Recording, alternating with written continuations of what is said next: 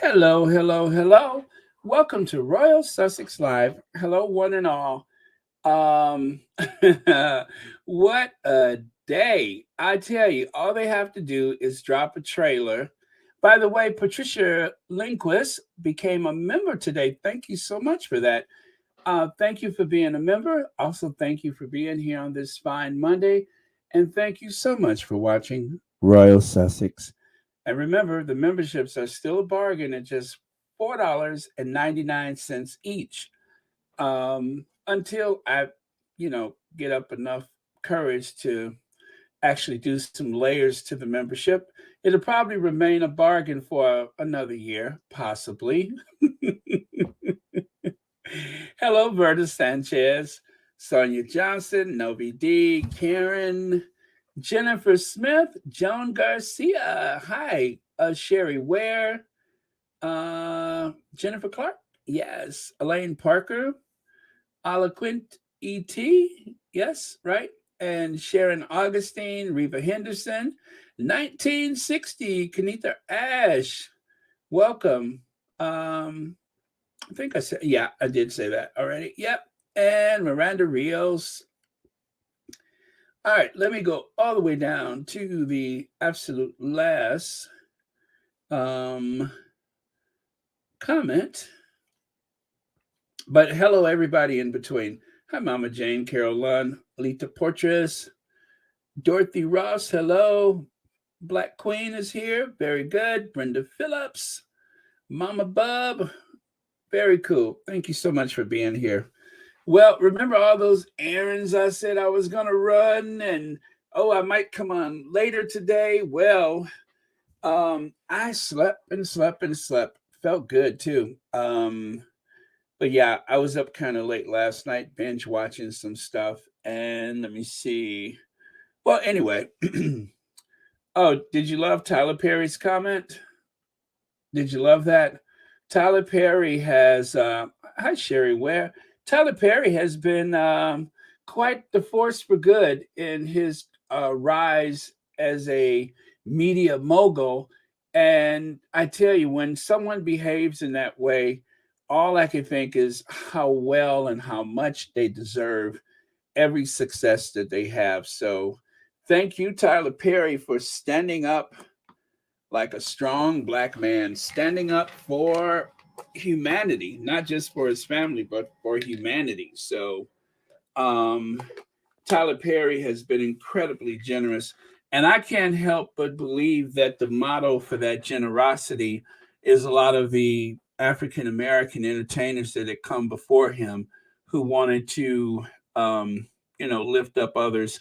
If you notice, there are quite a few younger um, black men and women in the media world that have reached back for some of the people whose careers may have stalled or they never got the amount of attention that they should have received.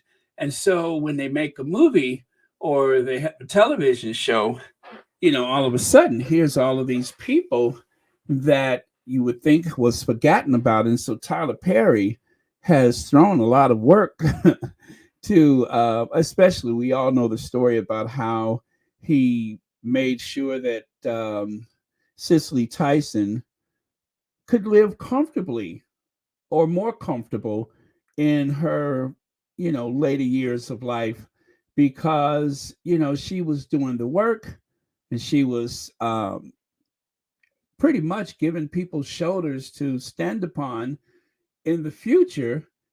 And yet she wasn't getting paid that much money for the incredible work that she was doing. So, yeah, thank God for Tyler Perry. All right. So, anyway, let's get into it, shall we? Oh, man. I wasn't sure where to start today. I just, well, I'm going to start here. Which is it? Um, Netflix had two different, and it just goes to show you that Harry and Meghan are absolutely, positively the most important couple. And when it comes to public figures, of course, the most important, the most relevant couple in the world. They are the most influential of all the royals in the world. At some point, all things seem to lead to Harry and Meghan. Mystery as Netflix releases two versions of Harry and Meghan trailer, with one subtitled to accuse the British media of lying to protect William, and the other suggesting it was the palace that was lying to protect William. Which is it, Netflix? How about both things can be true at the same time? I know that phrase is a bit cliche and has been used way too much recently, but for the purposes of this conversation, let's just say it again. Both can be true at the same time. It was the palace that was lying to protect William, and it was the press that was lying to protect William. Let me explain. Okay. Miss VS speaks. Hi, Miss VS. So, if the media quotes palace sources, is it not one and the same? Prince, I'm sorry, yeah, Prince William and palace. Duh. Well, yeah, because the press is like the propaganda arm for the royal family. The press provides the favorable stories for the royal family. And when they need to increase their profits, they seem to go after the Sussexes. And if there is a family member that has somehow lost their way or fallen out of favor, then the press will have a headline and an article directly guiding that royal back into alignment with the greater mission of the British royal family, the institution, the firm. And of course, that also has a lot of bearing on whether or not a royal can speak out or speak up, because they don't want the bad press. They want the favorable press. They want to be in good favor with the press because it helps to decide exactly what type of role they have within the family. So, rule number one, no one can outshine the principals, meaning, of course, the king and the queen, and nowadays, of course, the prince and princess of Wales. So, nobody gets to outshine them. So, even though the queen has a grandson, whichever that guy is, the Kato guy, the one that's you never see him with a shirt on unless it's a funeral. Even though you have some hunk of loving like that running around, he will have no role within the family because there's always that fear that he could outshine the rest of them. Plus, I'm pretty sure he doesn't want to bother with this nonsense. He'd rather have his freedom. But it's a clear indication that no matter how dull you are, as long as you rank high within the institution, then they are going to try to lift you up and elevate you. And of course, in the case of the top four senior royals right now, try to make you into something that you certainly are not. Like relevant. So here we go. Back in 2019, as you can see, June of 2019, Prince William lawyers up. Prince William lawyers tried to suppress rumors of affair. Of course, as you know, there had been the rumors of Prince William having an affair, so he lawyered up, and they, of course, went after anybody, cease and desist letters, and of course the threat of, lawsuits if they did not stop, pushing that story. And of course, that being 2019, it seems at that point that's when the heat was turned up on Meghan. Now it was already kind of bad But it got so much worse, especially while she was pregnant with Archie. And so, someone in the world of Twitter, and of course, likely a squatty, created that little that little graphic on the right side, Prince William's closet, and it is full of skeletons, of course. But yeah, we'll get to that. So, Omen Scobie had a tweet today. Meghan, I wasn't being thrown to the wolves. I was being fed to the wolves. Now, that, of course, was in the trailer today. And Harry, they were happy to lie to protect my brother. They were never willing to tell the truth and protect us. Now, that echoes, of course, what Meghan said on the Oprah Winfrey interview. They were willing to lie to protect other members of the royal family, but they would not tell the truth to protect my husband, or me and my husband, or however she put it. But yeah, so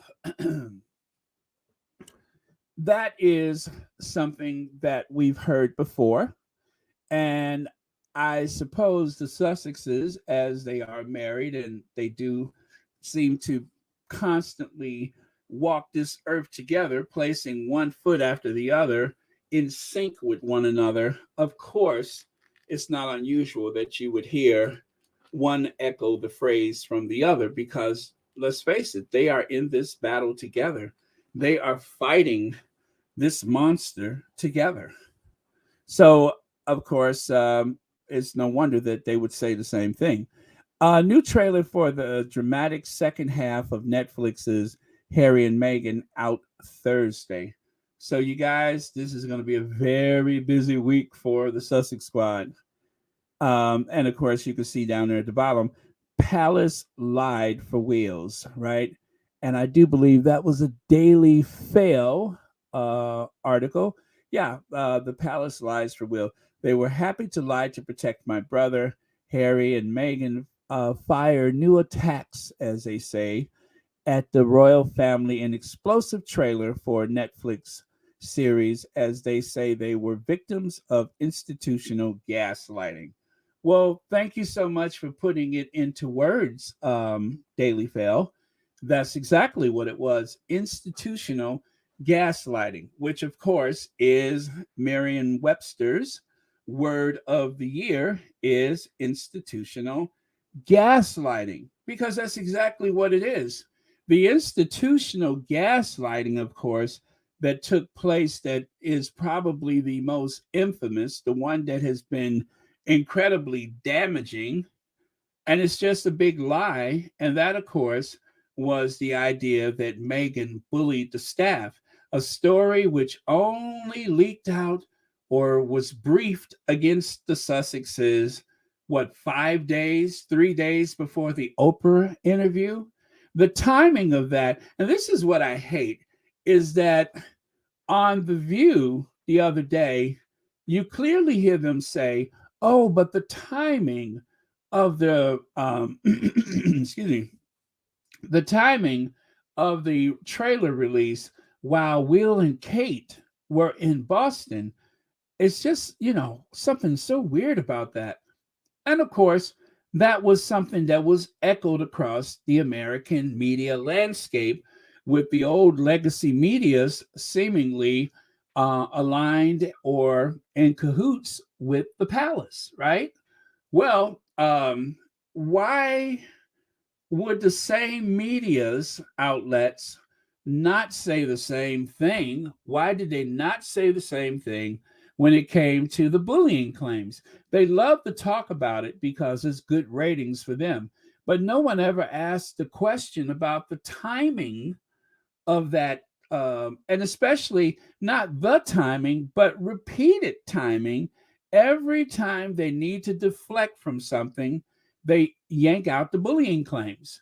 Oh, the bullying claims will never be told. Oh, the bullying claims are going to go on the shelf and never be mentioned again.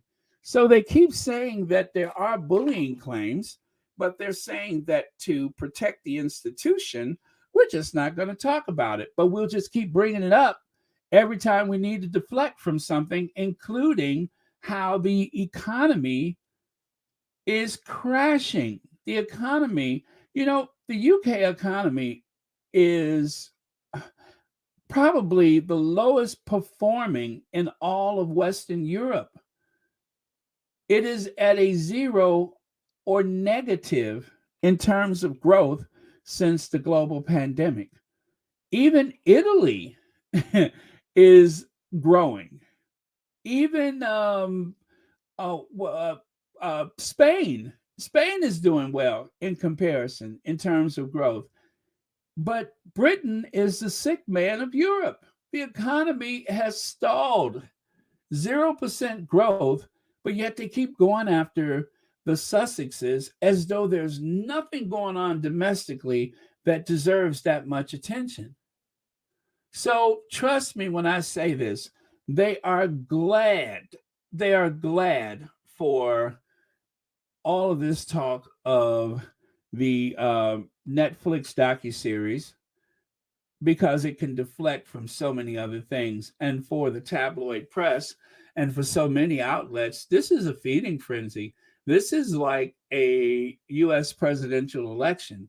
I mean, it's just a global story. And so it's doing a lot of people a lot of favors in the long run because then they don't have to pay attention to other things that are going on. So this way that they're pretending like they're so outraged, I think the only person who's incandescent with rage right now is probably William.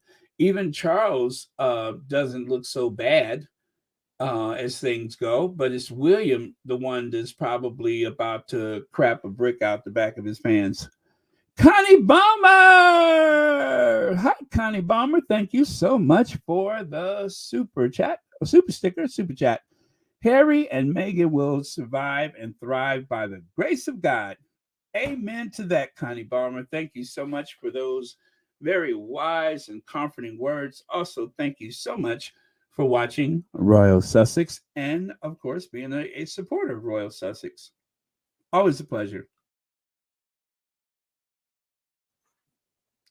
Okay, so let's move over to the right. So as you can see, there's so many journalists pretending not to have a clue what this refers to. And that, of course, is speaking of, as she tweeted, they were happy to lie to protect my brother. Prince Harry drops bombshell in new Netflix trailer. The cryptic comments have aroused speculation on social media. So Denise Welch, who has mostly been supportive of the Sussexes, who mostly have, let out a few truth bombs of her own where the royal family and the institution is concerned. She mostly calls it as she sees it. But of course, everyone has their limitations. But I have to say, when she's acting, fairly, she's very good. So I do follow her on Twitter. And as you can see here, she's saying, well, they're pretending to have no clue as to what the Sussexes are referring to. Well, of course it is a pretense because the press and, have we not all seen all of those statistics about how many times that Meghan's name is Googled? How many times there's an article about Meghan, about something that someone who's not an elected official, who's not some warlord or tribal chieftain in some other country, she's, a senior member of the royal family who has stepped back from duty and living her best life in the U.S. I mean, she's not even over there anymore. She's in Montecito, of course, where there are no leaks. She's in Montecito living her best life. But for whatever reason, they are just constantly preoccupied with what the Sussexes are saying or doing. All they want to do is tell their story in their own words. They're not trying to destroy an institution. If that institution is vulnerable, it is not because of the Sussexes. That institution is vulnerable because of their lack of integrity. That is what's going to catch up to them. It's not because of the Sussexes. They don't have the power to end that institution. They're just trying to tell their story as best they can and to be fairly heard, within the public, so that they don't have to be subjected to these lies and innuendos. That is a threat to them. That is a threat to their health and safety. That's a threat to the entire family. So they have to tell their truth, because if they don't, it does not afford them security to just say nothing. Because saying nothing for 5 months in Frogmore Cottage didn't make life any better for Meghan. 5 months. She was only seen twice in 5 months, and they went after her every day with multiple stories about anything and everything. Oh, she's putting in a yoga studio. Oh, her mother is moving over here so she can get in on all this free stuff. I mean, that was the tone of it. So it was endless, and it gave cover to other members of the family. William, William, William. Oh, excuse me, I gotta do something about it. William, that cough. But yeah, it gave cover to other members of the family, whoever they may be. It's William. And, excuse me.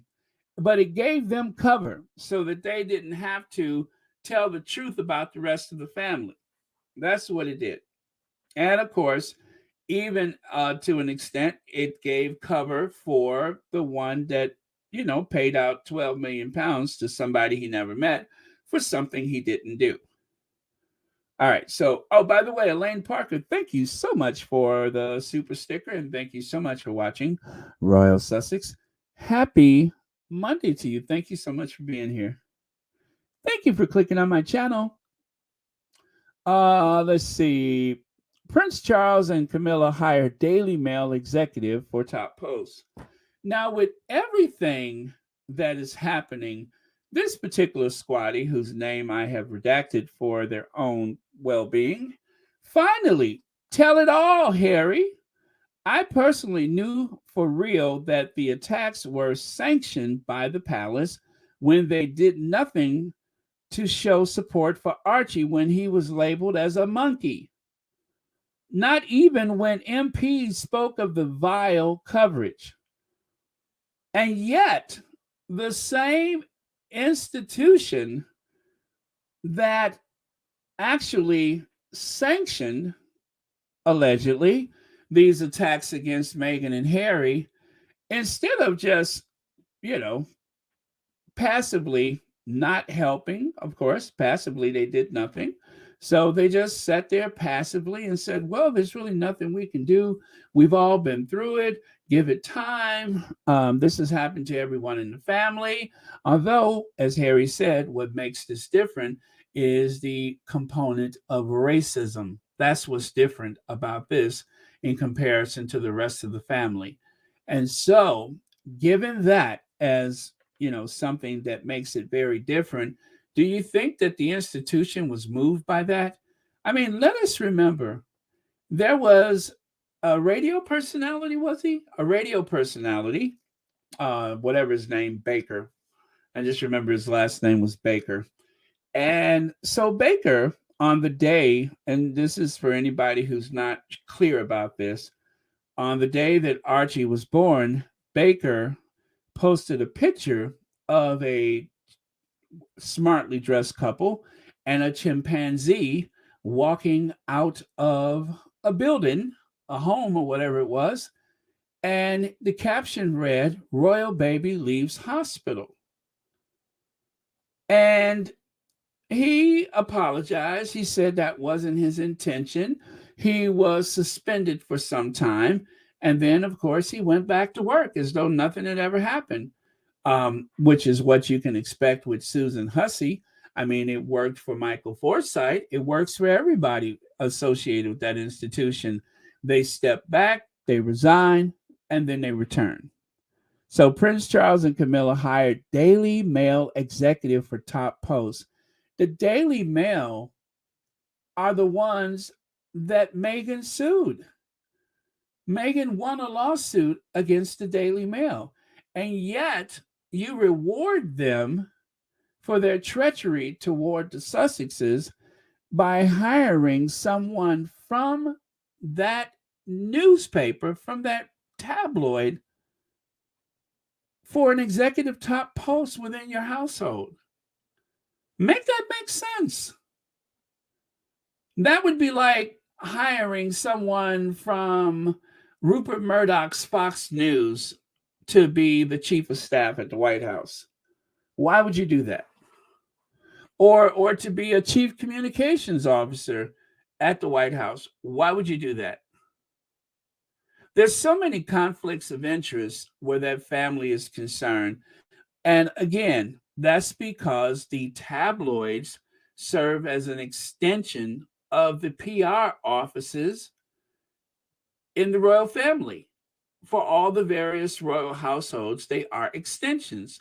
So Lord Nappyheads, uh, they actually picked someone from his newspaper to go and work for Charles and Camilla, in spite of all the damage of all these nasty, horrible stories against Harry and against Meghan and even Princess Diana. They don't mind slashing away at her legacy. And of course, when the time is right, they will go after everyone in the family. But they save the worst of it for Meghan and then Harry. And then you could just work your way out from there. But notice they have gone silent on Fergie. They for whatever reason, Fergie has, I guess, gotten to bed with the devil, and she's okay now. There's no problem with Fergie. Fergie's okay. Anyway, let's move on here. I'm going to take a look at a couple of your comments. Oh, I see this right here. Barney Davis, thank you so much for the super sticker, and thank you so much for watching Royal Sussex. Happy Monday to you. And Colorless also has a super sticker. Thank you very much. And thank you for being a member and for watching Royal Sussex. Happy Monday to you too. And oh well, the comments are coming fast and furious. All right, there is a super chat. Pomerose71 says the Sussexes are the scapegoats for the failures of the royal family. They're the distraction, classic shell game with some racism thrown in. That is absolutely bang on accurate. Thank you so much for saying what so many other people are probably thinking right now. But that is very true. It is like a shell game with a bit of racism thrown in to make sure that the mission of the royal family, whatever that may be, to make sure that that mission goes on, um, hiding in plain sight. Whatever deficiencies they may have, whatever they're lacking, they can cover for that by going after that American actress, by going after um, her, you know what, whipped husband. That is the way they have been painted in the press. She has control over him. She's bullying him. Harry has no autonomy, even though, he's a former, officer of the British Army. He just doesn't know how to protect himself against his wife. So, he is so subject to suggestion. Harry is a born leader, and everybody knows that. And maybe that's why they're so afraid of him. But thank you so much, Pomerose, and thank you so much for the super chat. And as always, thank you for watching Royal Sussex. All right. So, Mama Bub has a super chat. I love that they are able to tell their love story and their truth instead of other people writing their history. Mama Bub, absolutely. They are telling their truth. They are telling their own story. And as we all know, there were quite a few things that we didn't know. Basically, the press got it wrong. And, well, especially when it comes to how they met, how Harry first saw her, and they withheld bits of it, for whatever reason, maybe to protect other family members with their social media, or maybe, as we have speculated, that Harry may have had his own social media account, which I do believe. I I promise you, I know somewhere I heard it mentioned or read it mentioned somewhere, that Harry had a social media account under a different name. I'm pretty sure I read that somewhere before. But if not, then perhaps the feed that Meghan was referring to came from another source, or maybe an institution he was involved in. I'm still not completely clear about that, but I suspect that at the time before they ended all of their media, before they left the Sussex Royal from Instagram, I'm pretty sure that Harry had an account. And after their departure from the UK, that he stopped using any social media because they decided that the social media, direct from them was not a good idea. So that is what I recall, but maybe I'm confusing it with something else. Thank you so much, Mama Bub, and thank you for being a member as well, and also thank you for watching Royal Sussex. All right, so moving on. All right, I'm scrolling. All right. Alma Andrews says, and yet they wanted Harry and Meghan to share their pics of the baby. How great was it that Harry and Meghan shut them out, and Willie Leaks was shut out as well. So the lies continue. Yeah, and that was brilliant to close them out of that. They were furious about not having those baby pictures. And remember, Megan said, no one asked me to go to the Lindo wing when they were, was that Oprah who asked why she wasn't on the steps holding the baby? She said, I wasn't asked. They did not want that optic. They didn't want Megan to appear equal to the rest of the family, or Will and Kate for that matter, but they didn't want her to appear as an equal. And so the press probably knew that already, but instead it was better to keep this narrative going that Megan refused to participate in a family tradition. Well, she wasn't asked. And remember, the whole thing with the Lindo wing, that was only something that started with Princess Diana. That wasn't a thing before Princess Diana came along.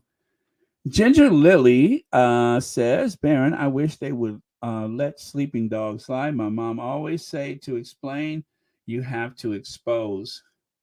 Well, that is something to think about. That is something to think about. Thank you so much for your super chat. And also, thank you so much for watching Royal Sussex. All right. So, moving on. Let's see. James Palmer, the palace has been protecting Prince William from the tabloids for years and has a complicated relationship with newspaper editors, including alternating between sending them legal threats and effectively striking bargains with them to leak on Marco, allegedly. So that is from James Palmer. This is why the British papers weren't even touching William's alleged affair with Rose Hanbury. So again, it seems to be cover up, cover up, cover up. And it seems like the press, along with the various houses of Windsor, in particular Kensington Palace, were complicit in this over the top attack on Meghan, allegedly, that they were complicit in that. And instead, they gave the Cambridges a free pass. All of a sudden, Kate was keening to do things. Kate was Saint Catherine of Wells or whatever. She became this saintly like person, the only person who could save the monarchy. Because if you remember, that's when those newspaper and magazine articles, Kate ready, Kate's Queen, the Queen Kate, Queen Catherine, all of a sudden they were declaring her queen. They were using Kate as some kind of model, like she was the mythical figure Britannia, who is going to save all the realms. A woman who's barely able to speak most days was suddenly in this position where she was going to save the Commonwealth, to save the nation. Fat chance. Alma Andrews, thank you so much for the super sticker, and also thank you for watching Royal Sussex. This sense of embattlement has been entrenched by William's decision to reach out to senior figures in the media as he prepares for kingship by the apparent decision of those same papers to side with Palace over Meghan and Harry by peddling the most negative coverage of the Duchess's relationship with her father, Thomas Markle. Harry sees that as part of the headwinds against him, and friends said, in this context, moving to Frogmore has been as much an exile as an escape. Meghan and Harry feels they have been cut adrift, one ally said. Well, isn't that exactly what happened? Now, that's April 2022. I'm sorry, 2019, April 22nd, 2019. Oh, my goodness, what did I just do? So, yeah, that's when that was in the Times, is that they felt like they were cut adrift. Yes, it was an exile. They were banished.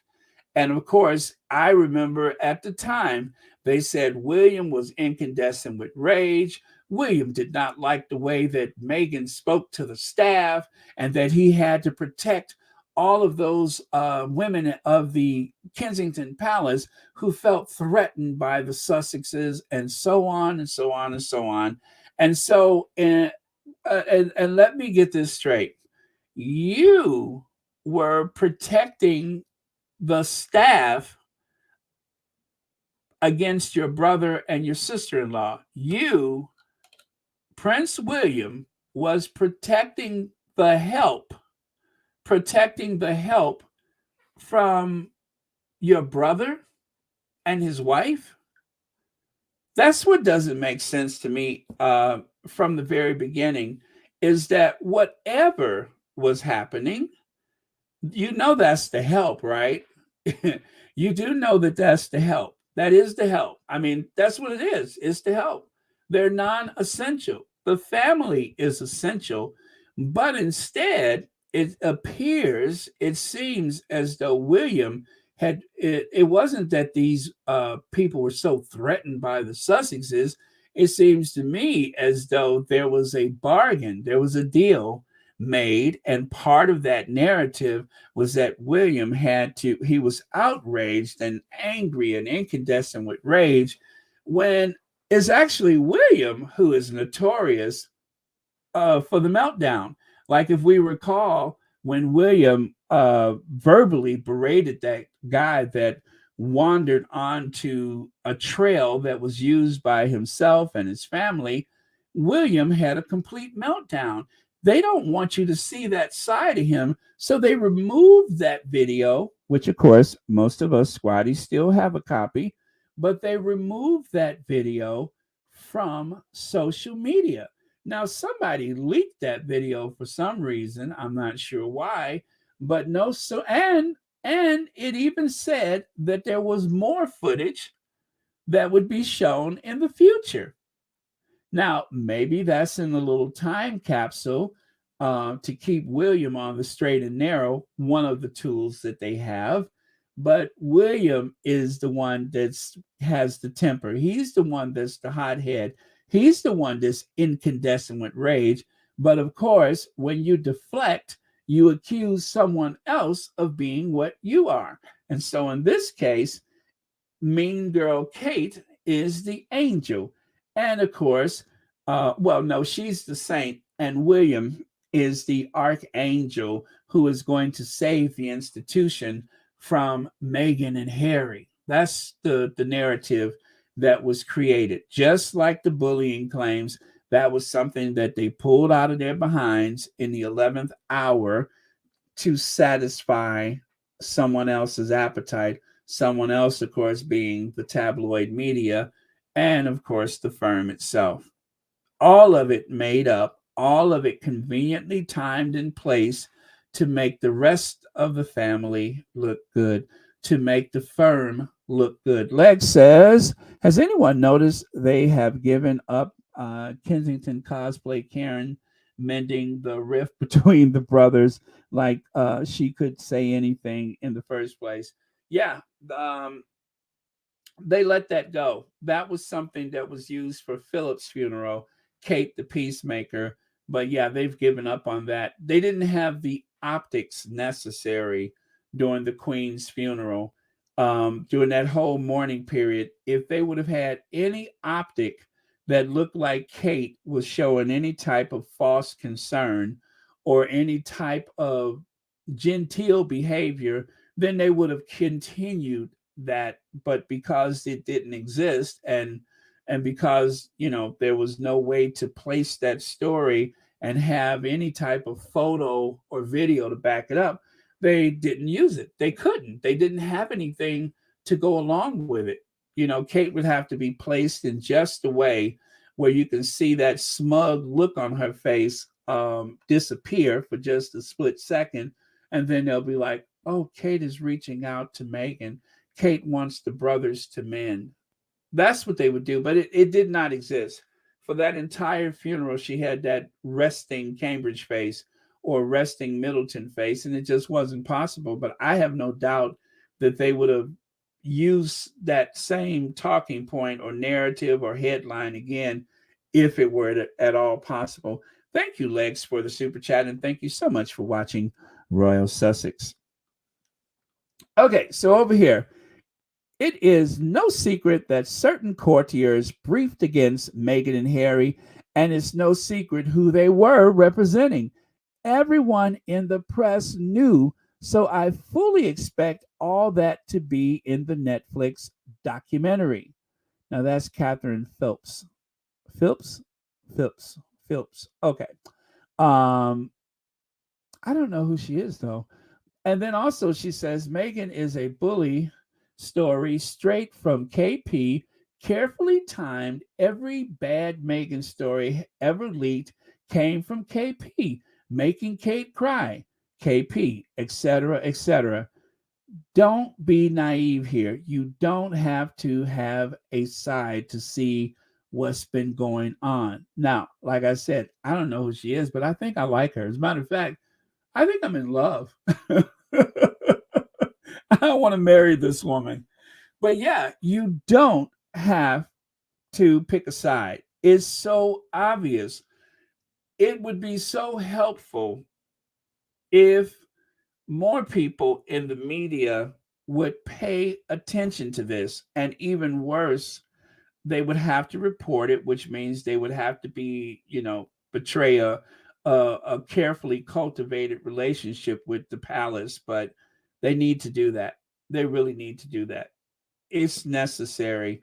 It would save a lot of effort for us to try to keep telling this truth, to try to push these facts out there.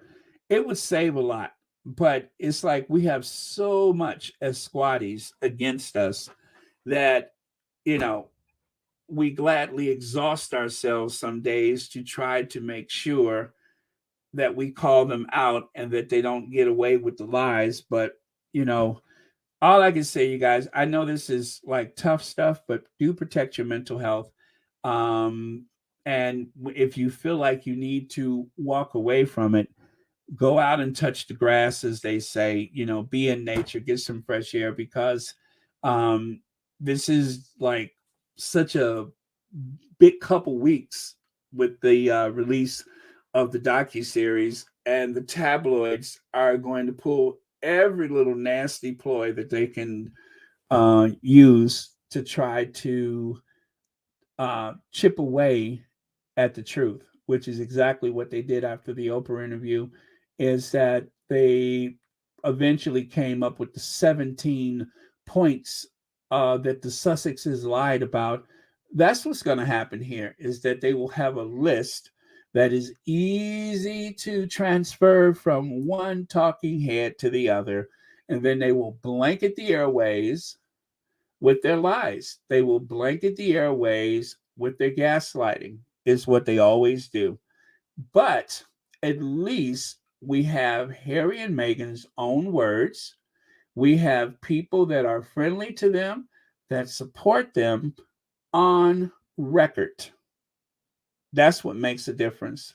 So don't despair, because this is so much different when you have their own words and you have video and documents to back up those words. And of course, like for instance, Scamantha's daughter. That is the gift that just keeps giving. No matter what Scamantha says, your daughter has another story that in no way sounds like the story that you're telling. Is no way the story that the tabloids were telling. Oh, Meghan didn't invite anybody. Meghan invited and then had to retract that invitation because the palace made up this thing about if the mother can't come, the daughter shouldn't come. And so the opportunity of a lifetime to be at a royal wedding as an invited guest was taken away from this girl. We haven't heard the last of that. We have not heard the last of that, and I hope we don't, because that was awful. That was awful for that young woman to have to go through that. But it happened, and we have a record of it now. Now we know why she wasn't there. Thank you, Lex, again. And let me scroll here because it's a bunch of comments, and I got a bunch of. Hi, Lauren Brown. Oh, and Claire Kane is here. I saw Claire Kane here as well. Thank you so much for being here. Okay, so we have this. Harry and Meghan's Netflix documentary is putting royal family at risk from extremists. Ex-head of royal protection, Di Davies, says couple raised credible threats after attacking their relatives over racism. Oh, really? Oh, really? Oh, no. Oh, really? Again, Denise Welch. Where was the outcry 2 weeks ago when Niall Basu, head of the counterterrorism, said Meghan and Harry were under constant, disgusting, and very real threats on their lives? Where was that a couple of weeks ago? Where was this outcry months ago? Where was this outcry 3 years ago?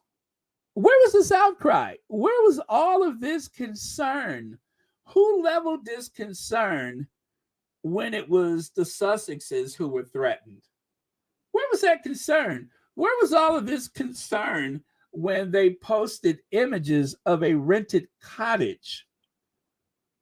A floor plan, no less, of a rented cottage that the Sussexes were living in oh gosh, what county is that? In the Cotswolds. They rented a cottage in the Cotswolds. Beautiful, idyllic area, honey-colored stone, babbling brooks, etc., etc. Been there myself. Beautiful place. What a great place to escape the rigors of royal life, if only for a weekend. And someone exposed that location. So where was the outcry at that time? Asked Denise Welch. Who was concerned about Meghan and Harry's safety? What person, or especially this person right here, Di Davies, where was that outrage? Where was that outrage? Is that the reserve of other members of the royal family and not for Harry and Meghan? Not for their unborn child? When Meghan was subject to all of that abuse while pregnant with Archie, where was the outrage? I wonder. And now, even though the royal family has everything from MI6 to some flatfoot on the beat to protect them, Harry and Meghan doesn't have that. They don't have special forces that are all over Boston anytime they go someplace. They're not privileged to that kind of security. They don't have snipers and sharpshooters on the rooftops like Will and Kate. They don't have that. So where was that outrage? Harry is still a member of the royal family. Harry has still had more threats than anyone else. Harry was targeted. Harry was targeted by warlords before he even met Meghan because of his service in the British Army. So where was that concern? Where was that concern? This is just so this is like their army. This is the palace army going out into the world to try and gaslight us. Now, if you recall, Meghan Markle faced very real and disgusting threats to her life while living in Britain, ex counterterrorism chief says. Now, this is the real deal right here. This guy, um, well, let me see, what was his name again? Neil Basu. Neil Basu, who is biracial himself. Neil Basu, who is biracial and who served in counterterrorism. He said that the threat level has raised, actually, I think it's been doubled when it comes to counterterrorism, and that so many threats were launched against the Sussexes. Everything from Harry being a race traitor to, of course, some of the vile, disgusting things that was said about Meghan. There was that incident where a white powdery substance was mailed to Kensington Palace. So there's been so many things that have happened that you should have heard this man come out and, make these same assertions. Oh, that the threat level has increased and et cetera, et cetera. But we only see his outrage when it's the rest of the well-protected family and not the Sussexes, who, by the way, are footing the bill for themselves, who are paying for their own protection these days, and who, as Harry said, whenever I would visit the United Kingdom, I'm not privileged to the same protection unless I'm doing something with the family. And even though the tabloids know the difference between Harry's ability to pay for protection, they know that it's not as strong as having a coordination with the Royal Protection Officers or the Metropolitan Police. But yet they pretend like there's some equivalency there, but it's not. That'd be like taking your personal bodyguards into the White House instead of using the Secret Service. You just don't do that. If you're a president, then you use the Secret Service so they can work with the other law enforcement agencies. That's the big difference. So Harry's personal protection, who of course is not armed when they're in the UK because of the law, they don't have the ability to protect him the way the Metropolitan Police or the Royal Protection Officers could. And the tabloids know that, but they want them to be there exposed and unprotected. There are many people within that institution or supports that institution that want the Sussexes exposed and unprotected. And that was glaringly obvious during that period when they left the United Kingdom, how far they would go to make sure that people understood that they were exposed and unprotected. So, okay, so let's hear what Nasser has to say. You were in charge of royal protection. How would you characterize the threats that Meghan and Harry received? Well, disgusting and very real. I've talked publicly for many years about the threat of extreme right-wing terrorism in this country. I've often been misquoted as taking my eye off the ball, as though I think that was the biggest threat. I've never called it the biggest threat, but it was the fastest growing. And my wonderful friend and counterpart at MI5 will tell you exactly the same thing, that when I started in CT in 2015, counterterrorism, it was about 6% of our total workload. Certainly when I left 15, 16 months ago, it was over 20% of our workload. But there were many serious, credible threats against Meghan, were there, emanating from the far right? Absolutely. If you'd seen the stuff that was written and you were receiving it, the kind of rhetoric that's online, if you don't know what I know, you would feel under threat all of the time. So you were convinced that there was a genuine threat to Meghan's life on on more than one occasion, on several occasions. We had teams investigating it. People have been prosecuted for those threats. Well, you heard them. We had teams investigating it, and people were prosecuted for those threats. Like I said, they wanted them exposed and unprotected. It's just like, if you guys recall, Tina and Michelle. Tina said that when Meghan was in New York for that baby shower, do you guys remember how the press made such a big deal out of this American tradition of a baby shower that did not cost the British taxpayers anything, no more than the royal protection that Meghan was afforded as a senior member of the royal family? And yet they exposed so much information about it that was leaked that they even managed to have a heckler in place. So exposed and unprotected is exactly what they wanted for Meghan and Harry, even before they left their official royal duty. That is what they wanted. I can't think of anything else that means. The tabloid leaks were coming from inside the house. They were coming from inside the house. Declaration of war. Now, a headline like this, does this seem like something that makes the Sussexes safer, right? Declaration of war. But the tabloids felt emboldened to do such a thing because they are so sure that they have managed to leverage the public sentiment against the Sussexes that it seemed like the right thing to do, that it was okay. Now it's our turn. Those are fighting words where I come from. Kiss means war. This is, look at how recent this was. This inflammatory language was used just last week. Harry, do you really hate your family so much? Or how about this? Netflix trailer, allies of William and Kate say it's a declaration of war.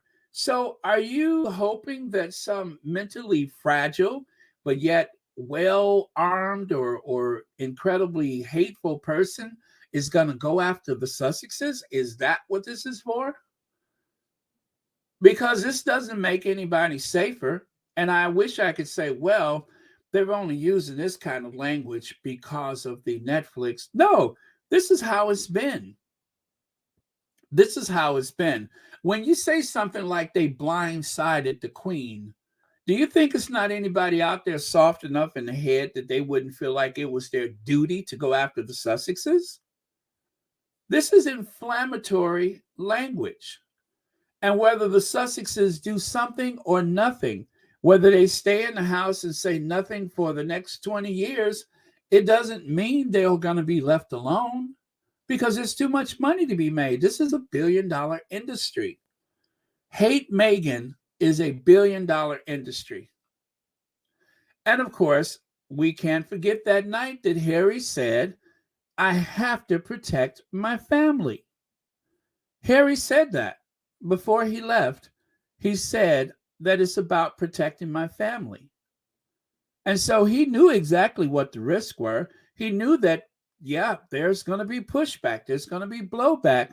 But given what we have against us, when you balance it, there's no other choice but to strike back.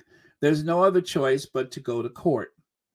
There's no other choice but to seek some type of legal case against these tabloids, and if necessary, I'm sure against the institution, which seems to be one and the same. They don't have a choice. It has to be done. And yeah, and Harry said it may not be the smartest thing to do, but it's all I have. And so as a couple, they agreed to fight this battle together. And so that's what they're doing. And I commend Harry and Meghan for doing that, because if they didn't, then they would leave themselves open and vulnerable. We all know the British press does not stop. We know the British press, they don't have a level that is so low that they will not continue to go after someone. That is something that has been continuous, even throughout a pregnancy. And then, of course, there was a pregnancy which they lost the child. That meant absolutely nothing to the tabloids, not a thing. That meant nothing to the royal family. And I suspect, and I said this a long time ago, this whole thing about, oh, Harry should wait, Harry should make sure. I took 10 years. Why don't he wait 10 years? That means you don't want Harry to have any children. That's what wait 10 years means. If you read between the lines, that means Harry shouldn't start a family. Harry doesn't deserve a family. That's what wait 10 years means. Harry can keep doing for us what he's been doing all these years, and his happiness doesn't really fit into it in any way whatsoever. That's what wait 10 years mean. I mean, I read between the lines on that one real time, and I'm just like, if that is true, if William did make that suggestion, because we don't know it to be absolutely true, but that is what has been said, is that William thought that Harry should wait 10 years just to make sure it's the right one. Well, let me tell you, William waited 10 years because he was hoping that somebody else would come along. William broke up with Kate, hoping that some other aristocratic woman, not some other, but an aristocratic woman, could come along that would be willing to put up with him. And since it didn't happen, well, after being worn down by the Middleton family, all they had left was Kate. Kate was the only one dense enough to accept a marriage proposal. So that is why William is with Kate. It's not that he wants to be, and that is going to be so obvious in the second part of the Netflix series. That is going to be so obvious. And they already said it the first time that William, or should I say that women that they marry, in so many words, are the ones that help them fulfill their obligation, and not necessarily someone that they're in love with. And that's exactly what that marriage is. It doesn't take a body language expert with their pseudoscience to decide that that marriage is a big sham, that that marriage is an arrangement, that it is a constitutional duty. But love, it certainly isn't. So you don't have to be brilliant to see that, because it's glaringly obvious.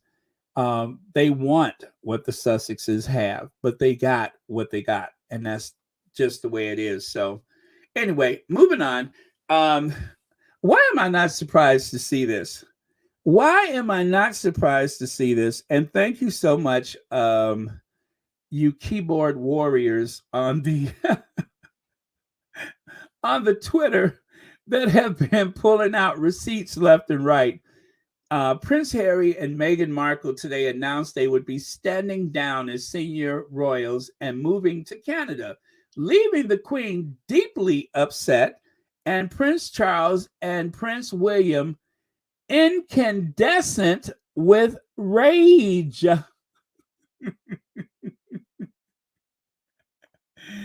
Incandescent with rage.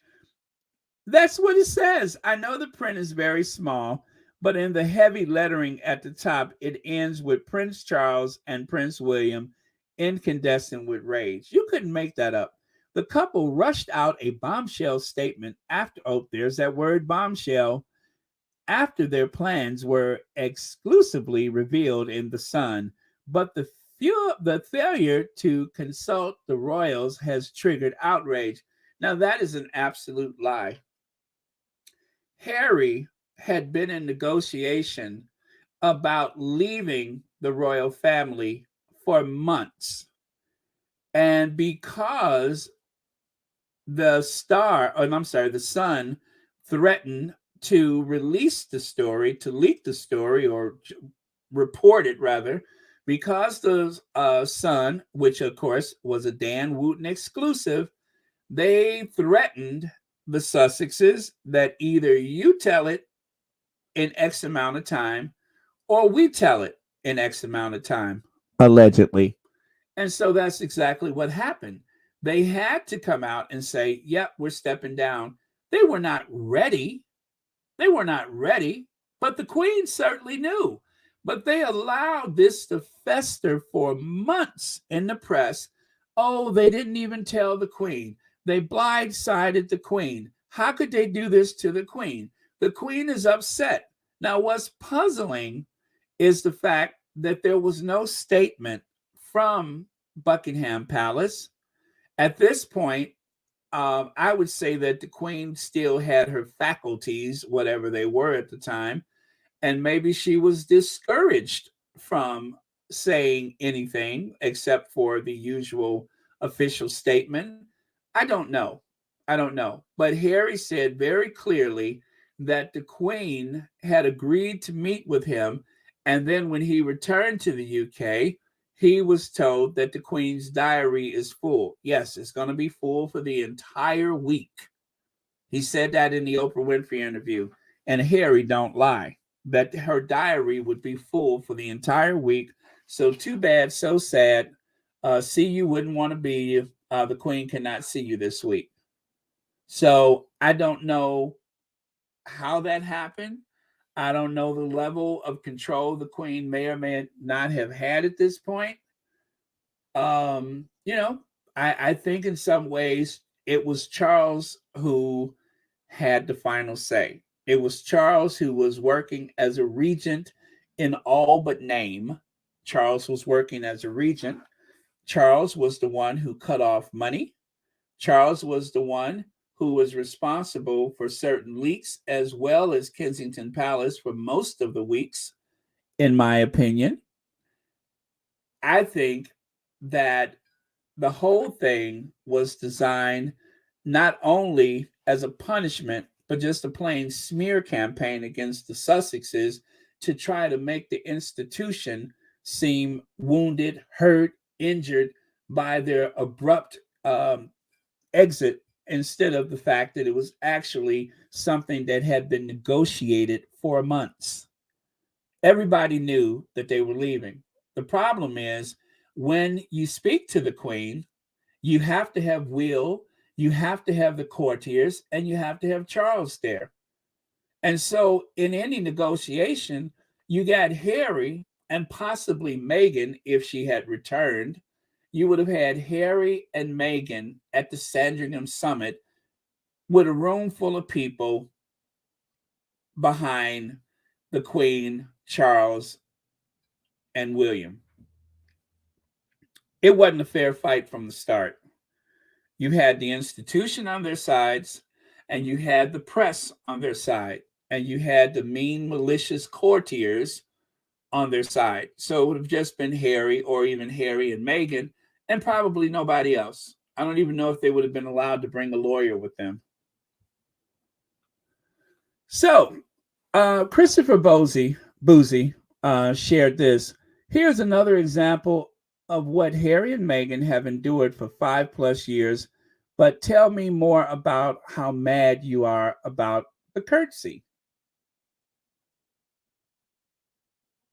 Now, the dark figure, I believe it's called a gollywog or gollyog, whatever it is, but that is one of those racist toys that were very popular in the UK. Merry Christmas from Meghan and Harry. This is what they've endured. And of course, Danny Baker, there it is. Royal baby leaves hospital. Royal baby leaves hospital.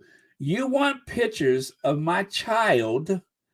You want a picture of my child. You want to run pictures in your paper of my child, my newborn infant son.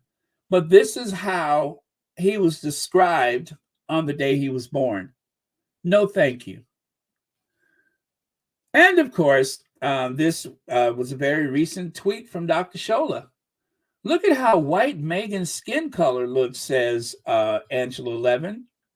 And Dr. Shola was very quick to respond. Oh, look how white Angela Levin's racism is. Is Karen-gitis of the highest order.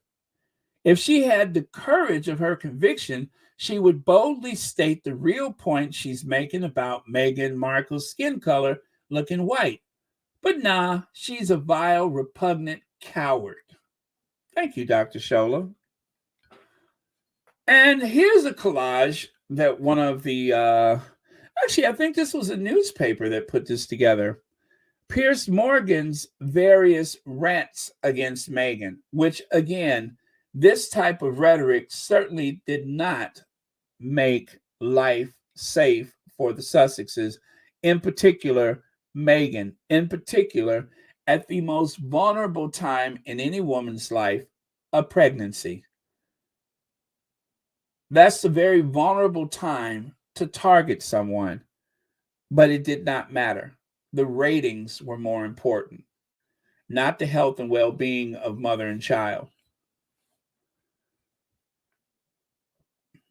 Let's see, one of them say, in my opinion, Meghan Markle is no more valid than anyone else. It's just better informed because I knew her quite well before most people in Britain had heard of her.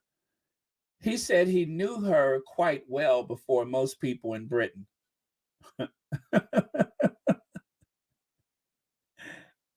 A social media relationship. He has yet to show any private messages or tweets from Meghan. He has yet to show us a photo of himself and Meghan. And remember, Piers Morgan, the ultimate opportunist, takes photos with everybody. And he has yet to share those things. Put up or shut up. Either you were close or you weren't. You had a social media relationship the same way you have cultivated so many other public officials and high-ranking people as well as celebrities. But yet there's no photo of the two of you for the one and only alleged meeting. Okay, and so here we go. The ballad of Prince Harry, Meghan Markle, and the boy from Huntsville. Somewhere inside every story includes the one in which the Duke and Duchess of Sussex chose to step back from royal family, as told on Netflix, Harry and Meghan. Lies a Texan. So somewhere in that story, there's a Texan, says Emily McCullar. And that Texan, of course, is Jason Knauf. Jason, the slasher movie character, not really, but Jason Knauf is that undercurrent in the story. How does he figure into this? Well, as I showed you the other day, in so many photos, if you go back and look at a lot of those photos, you could see Jason leering in the background like some type of menace, ever watchful and not really working for the Sussexes. I don't think he ever really worked for the Sussexes. He worked with them, but he didn't work for them. He worked for William. He worked for Kensington Palace, which is one and the same as William.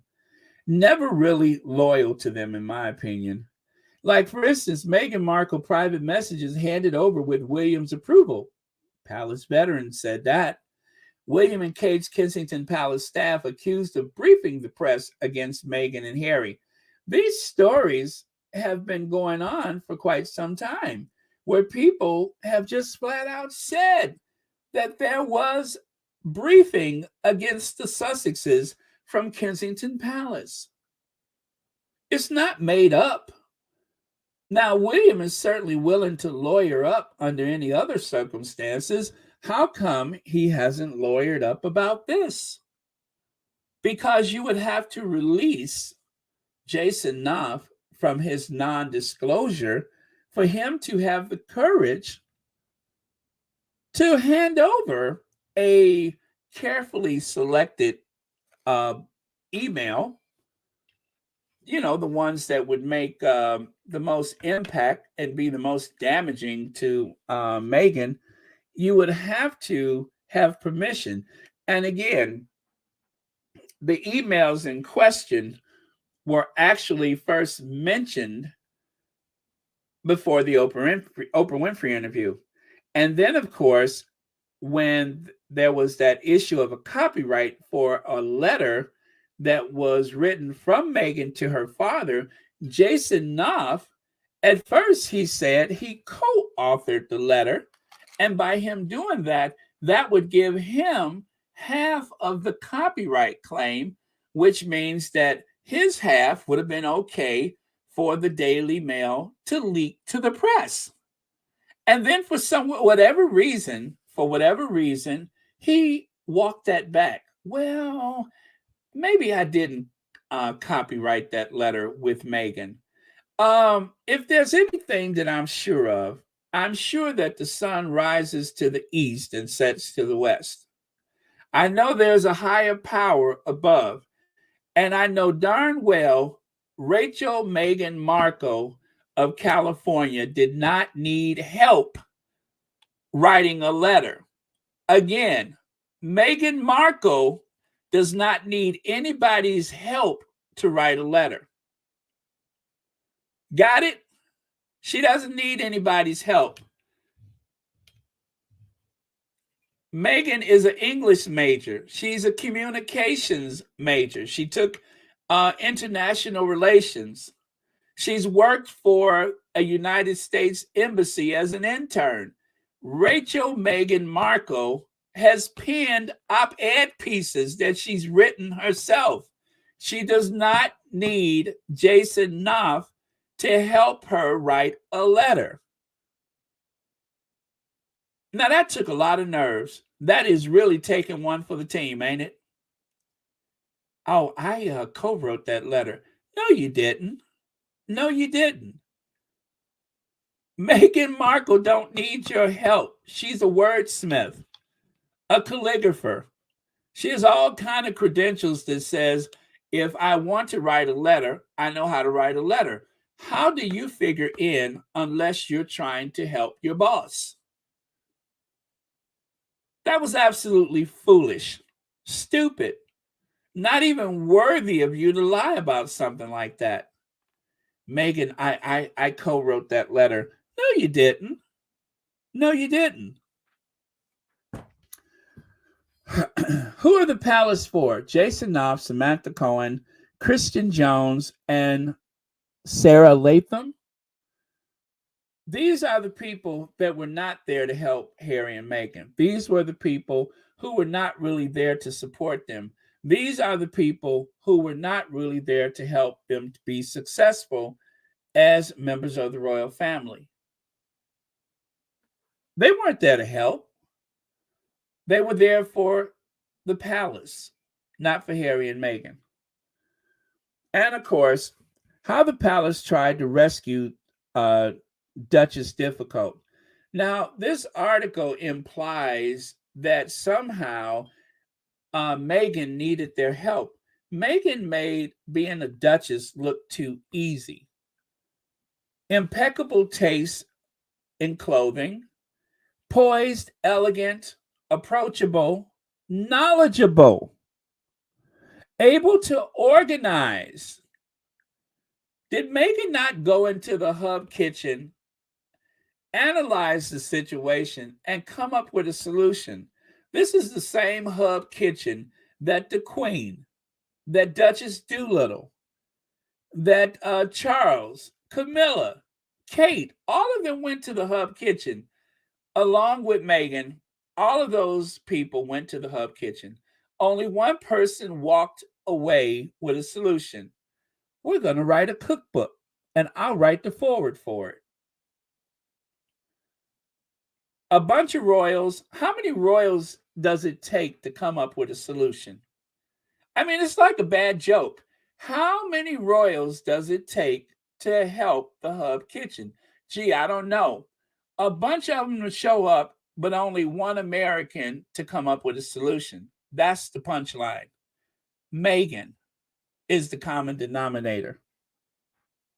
The rest of them, not so much. They were born into their positions. They certainly didn't earn it.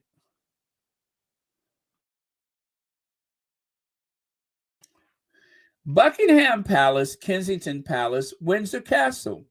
That's Jason Knauf and his grandma. That is Jason and his grandma. If you've ever seen this picture and you wondered what it was about, it's because Jason was given full access, behind the scene access to Buckingham Palace, to Kensington Palace, to Windsor Castle. Because he was such a loved and favored member of the royal household staff, he was given unprecedented access with his grandma. Oh, they're still talking about that back in Texas. That is still a big story back in Texas, that Jason Knauf was able to take his grandma behind the scenes of the palace walls to give her the mother of all tours, um, courtesy of William, I'm sure. One thing I've learned in my years covering this state is that there is always a Texan connection, which is why I first set up a Google alert for Meghan Markle, Texas. Back in January 2020, Meg and her husband had just announced they've been stepping down as senior members of the British royal family. And of course, that dreaded word Mexit was a massive news story in at least two countries, the UK and the US, if not the entire Western world. Nearly 3 years later, the royal falling out is still making headlines around the globe this week, especially after the release of the first 3 episodes of Netflix docu-series Harry and Meghan on December 8th. When I set up my Google alert, I wanted to prove my theory that Texas is the Kevin Bacon of states. And I was right, because eventually I learned about Meghan and Harry's former communication secretary, Jason Knauf, who continued to work with Prince William and Kate Middleton for years after their counterparts flew the coop for Montecito, California, and who was born, of all places, Huntsville. Yes, Huntsville, Texas. This article, of course, is referring to this right here. This was an article that was written in the Texas Monthly, and it is the Ballad of Prince Harry and Meghan Markle and the Boy from Huntsville. So, the Texas Monthly, of all papers, has decided to run with this story. Knopf's connection to Texas isn't that strong, according to East Texas paper, the Courier. He only lived there until he was about 5, first in Huntsville and then in Houston suburb of Conroy, where he still has extended family, after which he moved to Virginia. His path from Virginia to Kensington Palace was interesting. He went to college in New Zealand, where he eventually got a job as communication department for the Ministry of Social Development. You got to give it to him. He's ambitious. He followed that with a master's degree in politics and communication from the London School of Economics, and worked as a press officer for Her Majesty's Treasury, aka England's Treasury Department, then for the Royal Bank of Scotland until 2015, when he came on board as communications secretary for a company he lists on his LinkedIn as simply the Royal Household. Knopf didn't return to Texas Monthly's request for an interview. These rarefied connections would eventually pay off for the Texas family. In spring of 2018, Knopf's grandmother, Wanda Maddox, Maddox, who is still living in Conroy, got to take a behind-the-scenes tour of Windsor Castle and Kensington and Buckingham Palaces. Her adventures were even covered in the local paper. She was queen for a day. Knopf's mother, Joanne, told the Courier of her own mother's trip to the UK was quite hysterical. So to give you an idea of the access that Jason Knauf has to the firm, he was literally able to take his grandma from Texas to the UK and go behind the walls of Windsor, Buckingham, and Kensington to give her the VIP tour of all the houses of Windsor. And that is the background of that photo. If you ever wondered, I not only did I see it, I saved it. I knew there was more to it. I just couldn't put it together until I saw this article. Official Lauren Brown says they needed their jobs to look relevant by falsely stating Meghan needed their help. She kept embarrassing them by being herself. Amen to that, my sister. Exactly. She made it look too easy, and that proved to be embarrassing. And among other things, she was able to clearly speak. She wasn't speaking in that hush whisper like other members of the royal family. She clearly, loudly, and boldly, as any American, said what she meant and meant what she said, and they couldn't take it. Thank you so much, Lauren Brown, and thank you for being a member. And as always, thank you so much for watching Royal Sussex. And there's, one more. Why throw a fellow American under the bus? Yes, the R word, exactly. That is the only reason why something like that would happen. And I'm not just saying it's because he's a Texan and that he happens to be a white male from Texas. That has nothing to do with it. He's just a jerk. Let me see. I bet Meg initially trusted because Jason Knauf was a Yank. You know, and I'm sure that that was the case. I'm sure that she thought that he was actually there to help, and then she quickly found out who he really worked for. Because if they ever had any kind of connection, rumors, allegations, whatever it is, it would have never seen the light of day if there wasn't some underpinning of hostility there. In my opinion, I'm going to allege that one. If there wasn't some undertone of hostility and probably resentment, that would have never happened. But then again, like I say, this person appears to me to be quite the opportunist.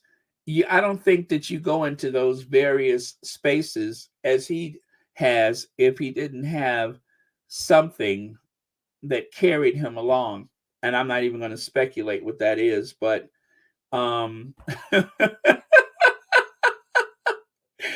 just imagine what I would say and stick with that. Okay, and there he is lurking in the background in this famous family photo from Kensington Palace. This is what I have referred to for a long time as the Mormon Tabernacle Choir. Growing up watching the Mormon Tabernacle Choir on television, it was abundantly clear to me that there were no black faces in the crowd. I didn't see anybody that looked like me. And when I look at this picture, I feel like I'm back in the 70s watching the Mormon Tabernacle Choir on television. So that is my affectionate name for the Kensington Palace staff. This is why things like the Caribbean tour happen, because when there is a lack of diversity, there's huge mistakes made. And having an American from Huntsville does not qualify. Not that American anyway.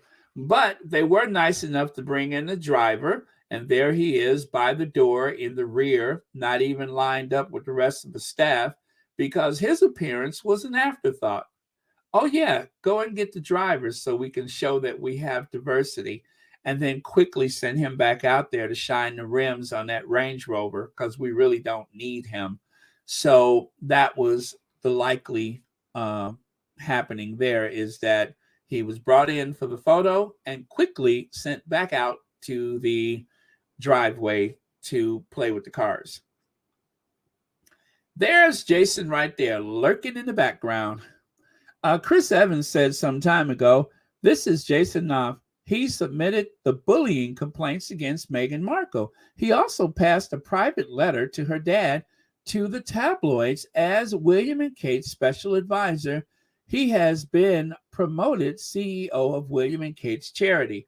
Now, whether or not he still works in that capacity, I don't know. But that was where he left Kensington Palace, but continued to work for the Cambridges.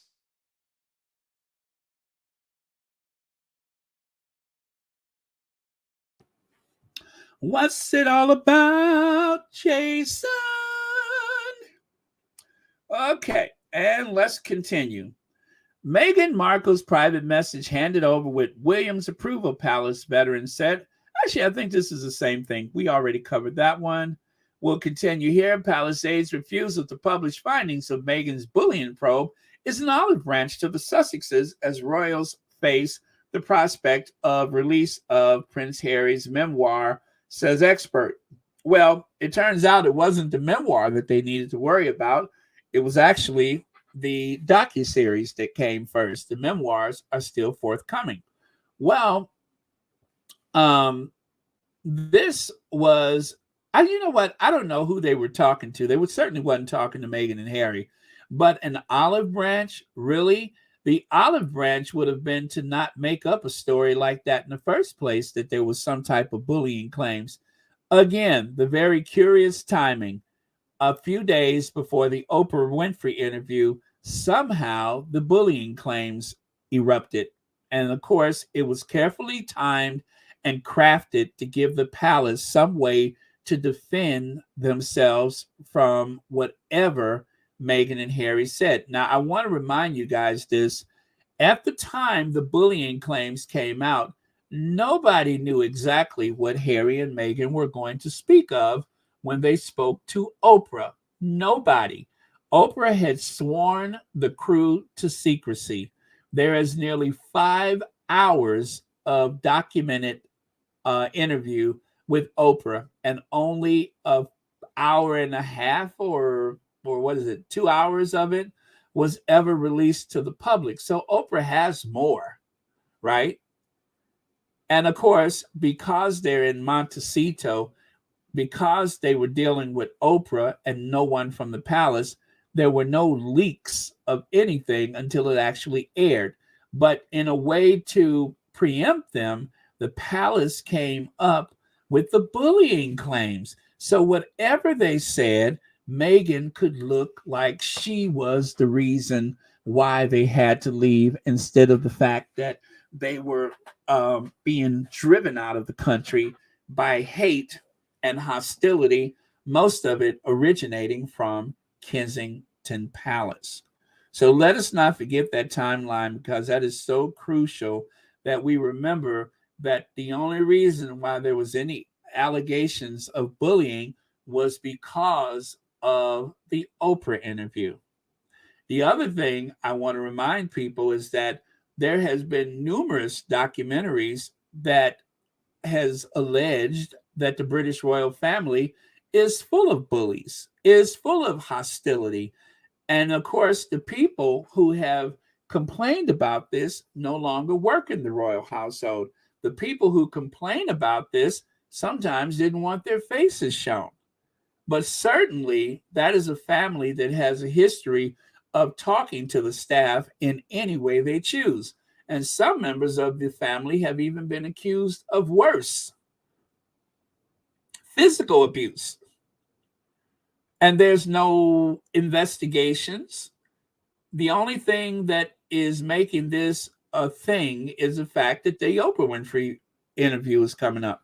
So that is something that we have to keep in mind and make sure that when people are trying to come for the Sussexes, just remind them that that is the only reason why it became a thing, was a way to try to take the wind out of the sails of the Oprah Winfrey interview.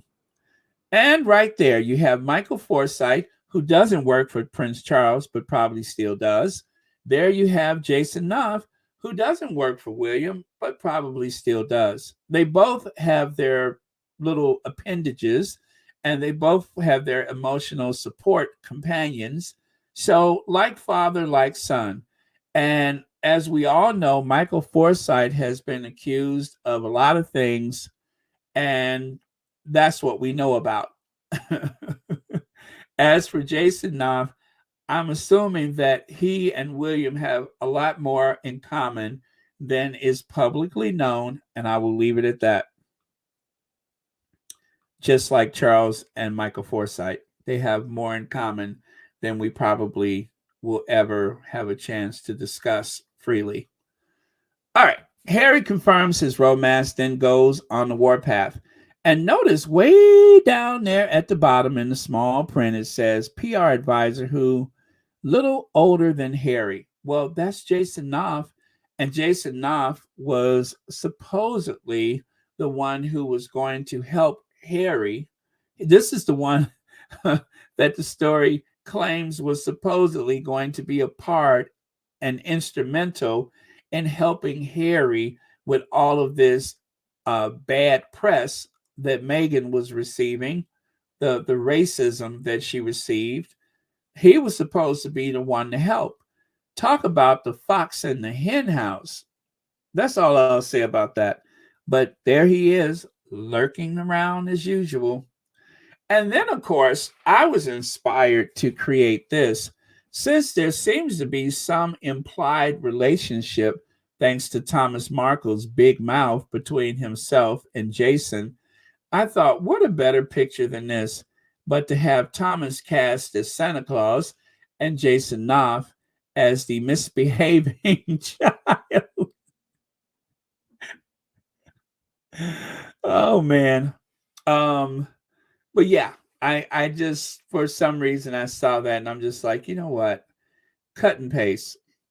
And of course, Jason, synonymous with the slasher movie villain Jason, who just like that monster in the movie, he just keeps coming back.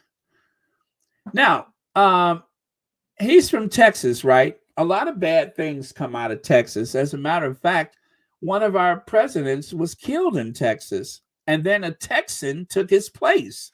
So I'm in agreement with the woman who wrote this article that there's always some kind of Texas connection when something bad happens. Here's more to prove it. Here's some of the worst incidents in our state's history.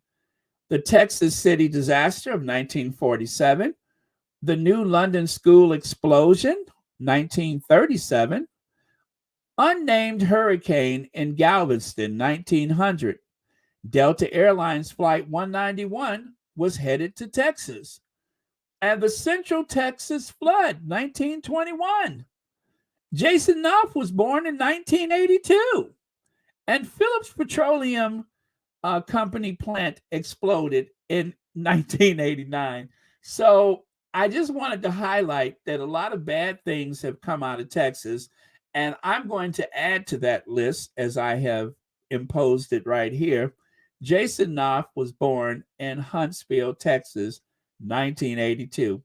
I close my case.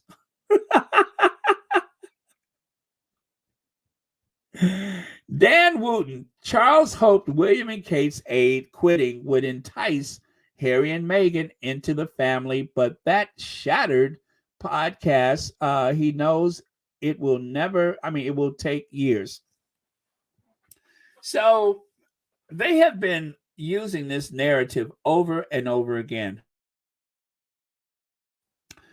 that they keep offering an olive branch to Harry and Meghan. I just mentioned that earlier, didn't I? And there it is again. And who figures central to this other than Jason Knauf was part of this story? And right here, take a close look. Roll of graduates. Now, this is in Wellington, Victoria University of Wellington. Up there, the first underlined name, Knauf, Jason Matthew Knauf. And down there, another graduate, Daniel John William Wooten. That sounds like a that sounds like one of those names you hear in the news for one of those mass murderers. Daniel John William Wooten. they were in university at the same time. And from what I hear, they're friends, that they are quite close, as a matter of fact. And so when I found out that Jason Knopf and Dan Wooten went to the same school at the same time, that was when I created this lovely parody from the movie of the 1970s, When a Stranger Calls. The calls are coming from inside Kensington Palace. The calls are coming from inside Kensington Palace. So let's not forget the connection between Jason Knopf and Dan Wooten. So when you think of everything that has happened since the Sussexes were married, one of the people that are quite central to the story seems to be Jason Knopf. And in order to shut that down, Jason Knopf stepped down and went to work for the Cambridge's charity. However, you never know if there's still the unseen hand, because no one who works for the palace ever truly goes away. They always return. It's just like Doctor Who. They may change their appearance or change their title, but they never actually go away. Dan Wooten launches a tirade against the Duke and Duchess of Sussex. Now, Dan Wooten spilled the beans himself. It's much easier for them to blame anything uncomfortable on racism rather than address the fact that the negativity towards them is coming from within the royal family. From within the royal family. Do I have to draw you a picture or spell it out? Do I have to draw a picture or spell it out? That the negativity toward them were coming from inside the royal family. Too close for comfort. Too close for comfort. Again, I cannot say, definitively speaking, I cannot say that there was any connection because I am not aware of it. I can only tell you that this is how close they are. Now, whether they continue to be that close, whether that's ever presented a conflict of interest, well, I can't speak to that because I don't know. I can only say that it's much easier to blame anything uncomfortable on racism rather than address the fact that the negativity towards them were coming from inside the royal family.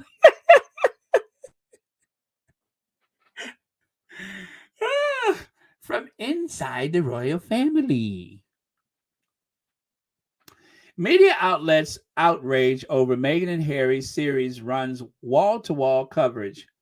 Now, make this make sense, you guys. The Duke and Duchess of Sussex Netflix documentary is highly critical of the British media, but the program is sending millions of readers. But the program is sending millions of readers to the same news outlets they criticized in the film.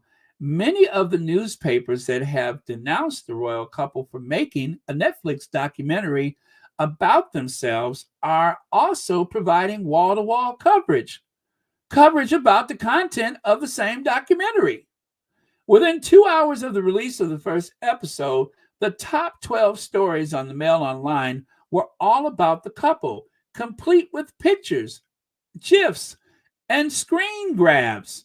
The Sun managed 7 stories about the couple online within the first 2 hours. Now, mind you, to watch all 3 episodes takes about 3 hours, and within the first 2 hours, there was wall-to-wall coverage. Now, either you're outraged or you're not. Either you're bothered or you're not. And of course, let us not forget, also central to this story, Charles and Camilla, a true dreadful love story. Wishing you all a very happy Christmas and New Year. Whatever happy means.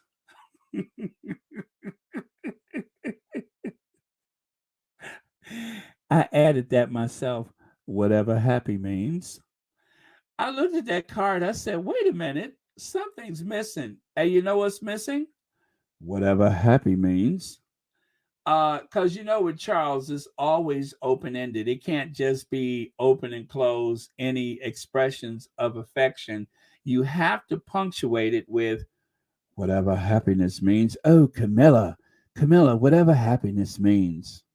You always have to add that to it because otherwise something's missing. Charles always has to have a way out.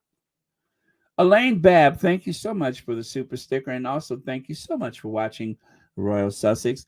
And happy Monday to you. Thank you so much for being here. And of course, if you guys are looking for any ideas for gifts, you can commemorate their eternal bond. I'll never regret our friendship. Yes, why don't you guys get something to remind your loved ones what true friendship is? To commemorate a sweet, free, and honorable friendship. That's what he said, is that he was being honorable by breaking off their friendship in person. And as you can see, surrounding them are things like a hog that is flying. When hogs fly, there's handcuffs. There's even a slice of pizza, as in that famous pizzeria. There's all kind of things there to remind you through symbolism how close they really were. Now, it's a limited edition souvenir 11-ounce mug, only £14.99 plus shipping and handling. 100% royal family approved. So if you guys want to help them offset the expense of paying 12 million pounds to somebody he's never met for something that he didn't do, well, the only way to do that is to buy this commemorative mug that celebrates the friendship of both dead and alive. So there you go. And thank you to the squatty who provided this on the social media. All right. Racist, racist, racist. Racism strikes again.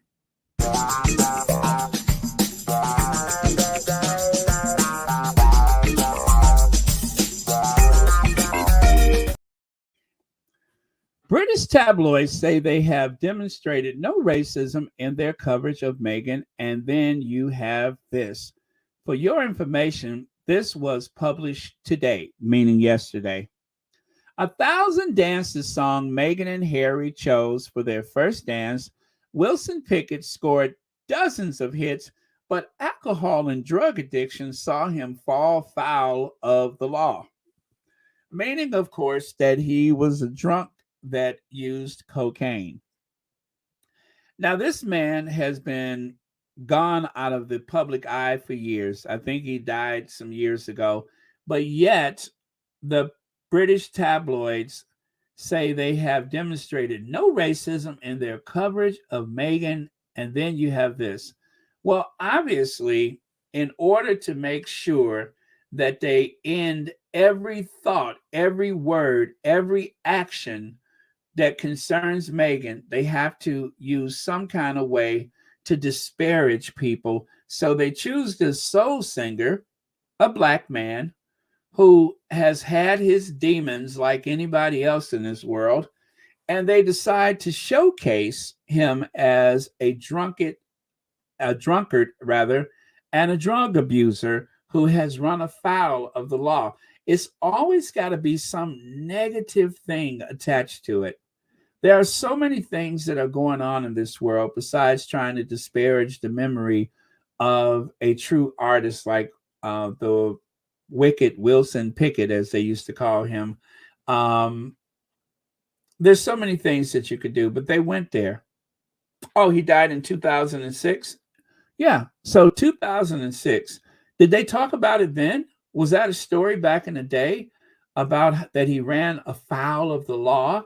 Now, I said to myself, what kind of person would have an ugly, nasty, tainted heart to write such a foul and despicable story to disparage the memory of someone just because their music was used at the Sussex wedding? Who would do such a thing? I mean, there you have a soul band in the background. You have Harry and Meghan dancing the night away. And, well, these happy images cannot go unchecked. We can't have them looking human and lovable and celebrating their love for each other. Why, what kind of heartless, lonely, mean spirited, cruel person would try to take that away from them? Oh, yeah, her.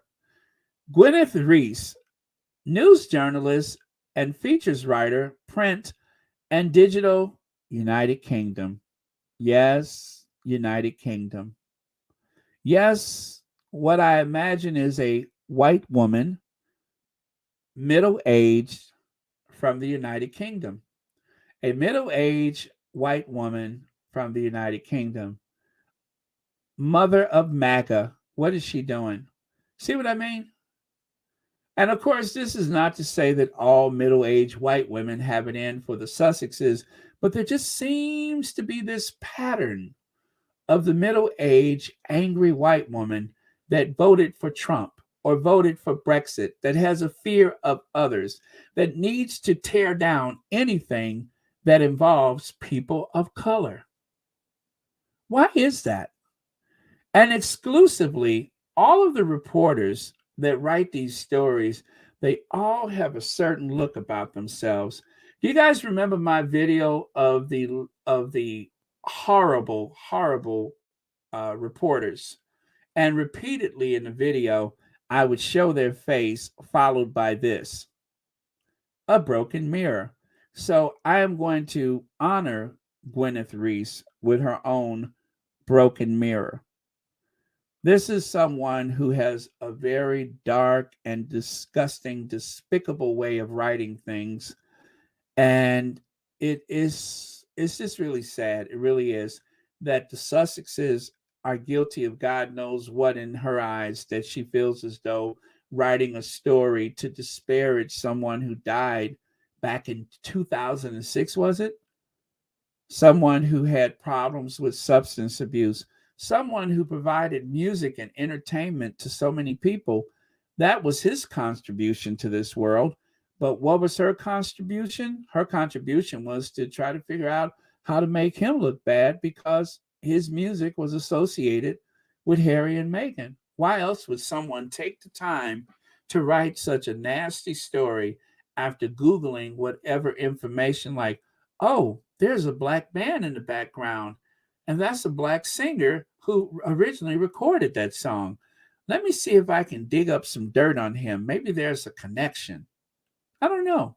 I don't know what inspired her, but this is the face of that awful story that was written in the tabloid media to disparage someone who died years ago. And that's it for today, you guys. Remember, it is Christmas coming, and the newly crowned or soon to be crowned king and queen want to wish you guys a very happy Christmas and New Year's, whatever happy means. And thank you all so much for being here. This has been an intense 2 hours, I know, but like I said, there's so much floating around out there. And Thursday, we will get a better chance to, talk about it because we'll actually see the latest installment of the Netflix docu-series Harry and Meghan. Thank you so much to the moderators, and I will have a list momentarily, I suppose. And also, thank you very much for everyone who has participated in the chat, because believe me, your contribution in the chats are equally important because, well, it reinforces our community, and that is everything. Without the community, what would we have, right? So let me get to the list to say thank you to, let's see, Sheila Watson, 8 months membership. Dina Nasser, for your super chat or super sticker. Also, Shelly L for your super chat. And is a smile. Thank you for your super sticker. And also, thank you, C, for your. Oh, wait a minute. Did I? Oh yeah, let me see here. Did I get one? Oh yeah, okay. Oh yeah, thank you guys so much for the cash apps I got the other day. Greatly appreciate it. Okay, I thought I got another one, but no, I didn't. All right, and so thank you, S. And oh gosh, did I lose track? Where was I? Oh boy. Oh, is all that from today? Oh my goodness, there's you know what I was reading yesterday? Never mind. I was reading yesterday. Never mind. Okay, so here's today. Here's today. Patricia Linguist, Connie Balmer, Elaine Parker, Bonnie Davis, Colorless, Palmer Rose. Oh yeah, Patricia Linguist, new membership. And Mama Bub, Ginger Lily, Alma Andrews, Legs, Irish Pneumonia, 7 months membership. Official Lauren Brown, official Lauren Brown, official Lauren Brown. And Pomeros, thank you. Legs, thank you, and thank you. And of course, Elaine Babb. Last but not least, I hope. Thank you so much for the contributions to Royal Sussex. And I will see you all tomorrow, unless something big happens later. I will see you guys tomorrow, whatever tomorrow means.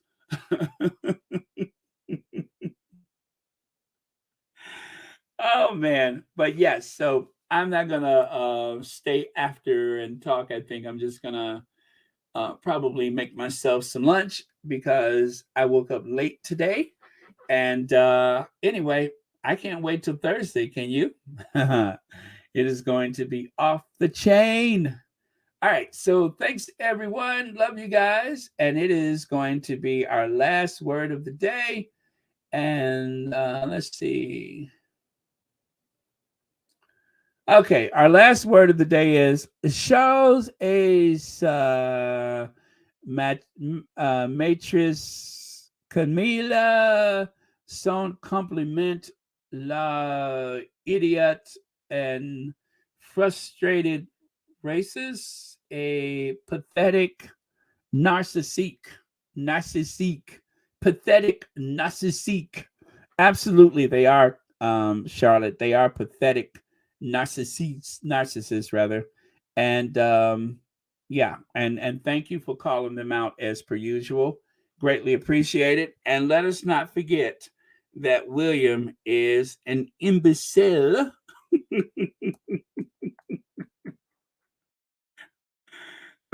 we cannot forget that William is an imbecile. It is implied whenever you speak that somehow you're adding to that conversation what an imbecile William is. And I agree. So thank you, Charlotte.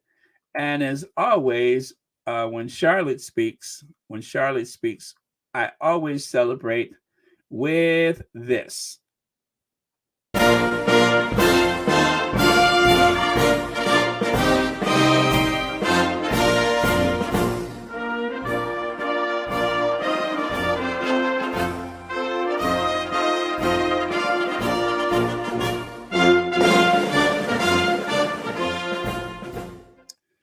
All right, bonjour and merci beaucoup to Charlotte. Merci, and merci. All right, okay, so that was our last word of the day from Charlotte. Pathetic parasites or something she said.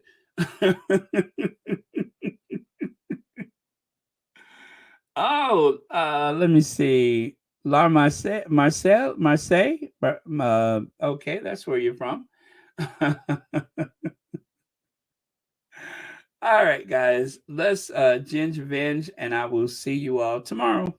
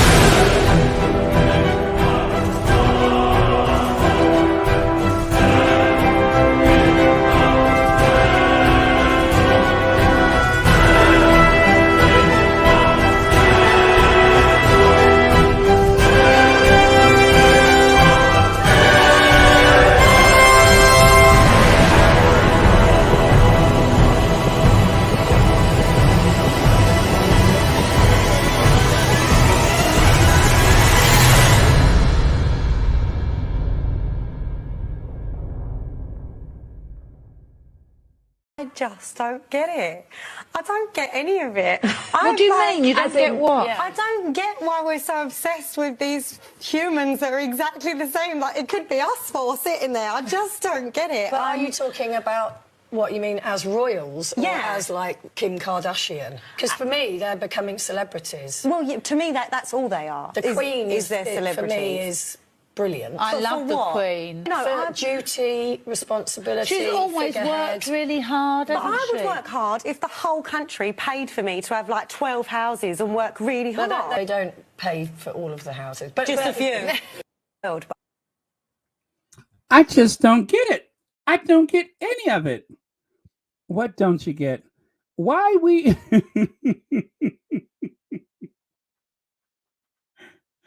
I just don't get it.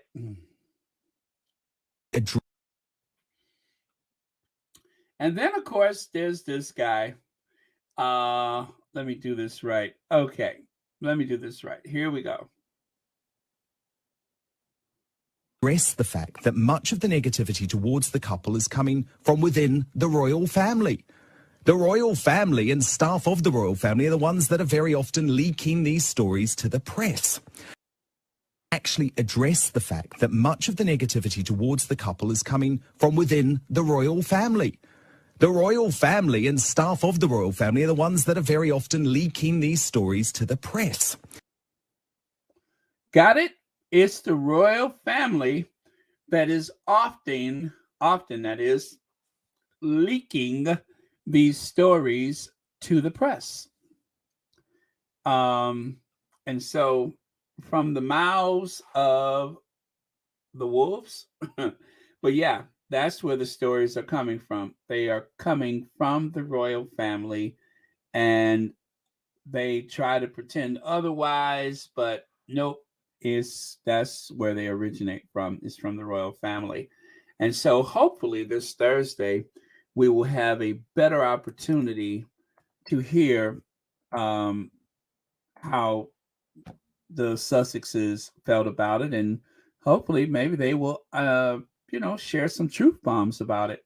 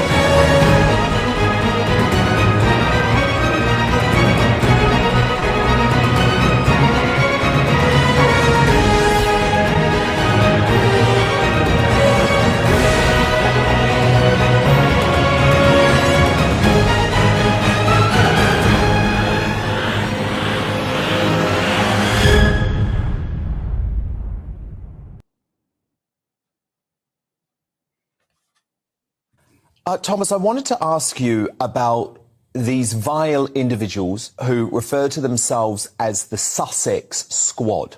So I come to my dad's house and start going through it, and I look on YouTube, and my God, I see the Sussex Squad and the Royal Sussex page on YouTube and the things they post, and that's where I found that disgusting video making fun of my father just because he's going to the Jubilee. I mean, and if you look on the Royal Sussex page on YouTube, you're going to see exactly whose it is. It's definitely Meghan Markle. And if it's not her personally, she's definitely paying somebody to do it.